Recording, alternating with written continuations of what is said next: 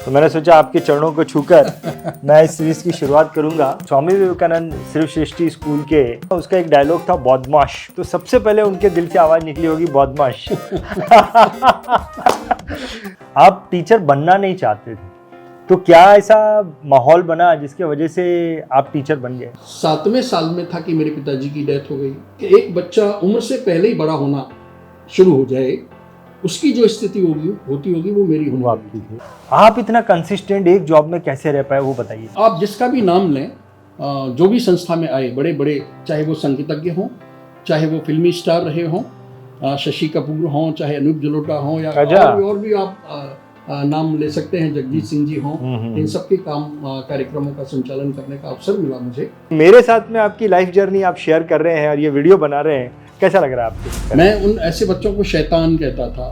तथाकथित अच्छे विद्यार्थी हैं वो कम मिलते हैं, बदमाश बच्चे मेरे जैसे बहुत ज्यादा मिलते हैं और बहुत अच्छी तरह से मिलते हैं। मैं बिल्कुल बाकायदा जैसे घर में तैयार होकर बैठ जाता था। मैं इस मौके की तलाश में था कि मुझे कहीं कहने को मिले कि मैं शिक्षक बनना नहीं चाहता था। शिक्षक केवल पेशा नहीं है, ये तो मेरे पूर्व विद्यार्थी जज कर सकते हैं अच्छी तरह से कि मैं कितना सफल शिक्षक रहा। जब मैं रिटायर हुआ तो मुझे ये लगने लगा कि अब मैं क्या करूं। मेरे पास कुछ विद्यार्थी जो मेरे से पढ़ चुके थे और मेरे से बहुत करीब थे, वो आए मेरे पास और उन्होंने कहा कि सर पूर्व विद्यार्थियों का कुछ ऐसा समूह बनाइए ना। तो बात बन नहीं पाई, मैं रिटायर होकर अलग हो गया। शिक्षक वो है जो अपने विद्यार्थी को उसके आगामी जीवन में संघर्ष करने के लिए तैयार है। बदमाश, देखो मेरे को बदमाश कहने में तो अच्छा लग रहा था, तो बदमाश सुनने में भी मजा आता है स्टूडेंट्स लोगों को।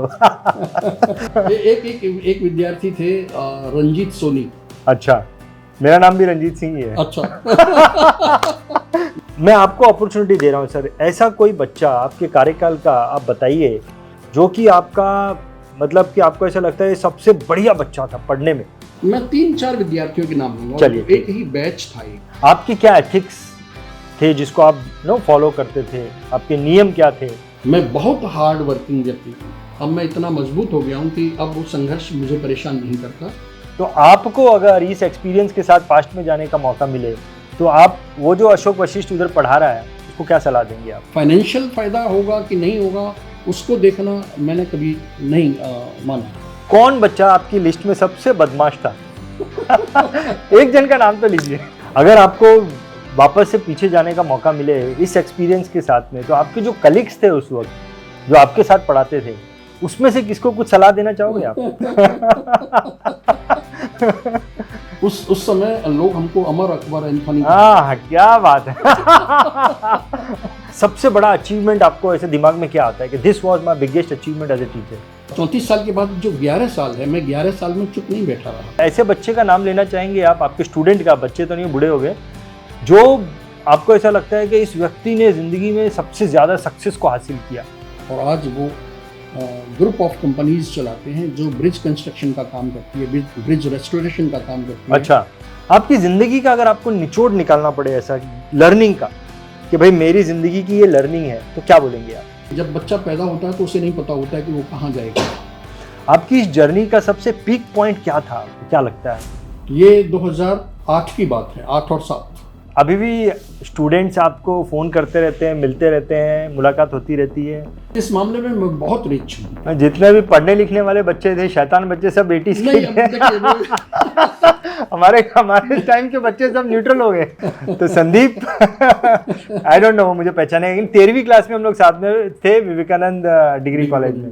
तो कुछ विद्यार्थी शरारत में जो फैन ऊपर रहता है ना, टीचर के ऊपर जो फैन रहता है, उस पर चौक रख देते थे। तो फिर तो मैं मंच का बादशाह, अपने आप को मैं आज भी स्टेज का बादशाह मानता हूँ। सर मैं आपको बोलूँ, फिल्म इंडस्ट्री में बहुत फेमस एक्टर हैं आमिर खान, उसकी हाइट भी 5 फुट 2 इंच ही है।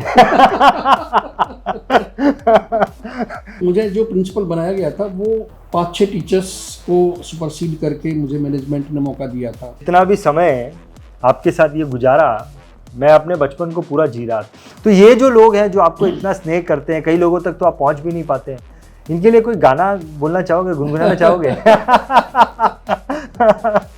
अभी तो बाज की असली उड़ान बाकी है।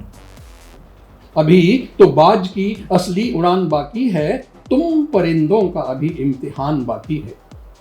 अभी तुम जितने भी विद्यार्थी हो, मैं समझता हूँ मेरे पढ़ाए हुए विद्यार्थी 50-55 साल की एज को के आसपास हैं, कि अभी तो बाज की असली उड़ान बाकी है, तुम परिंदों का भी इम्तिहान बाकी है, अभी तो तुमने सिर्फ पर्वतों को छुआ है, अभी तो तुमने सिर्फ पर्वतों को छुआ है, अभी तो छूने को एक आसमान बाकी है, आसमान बाकी है।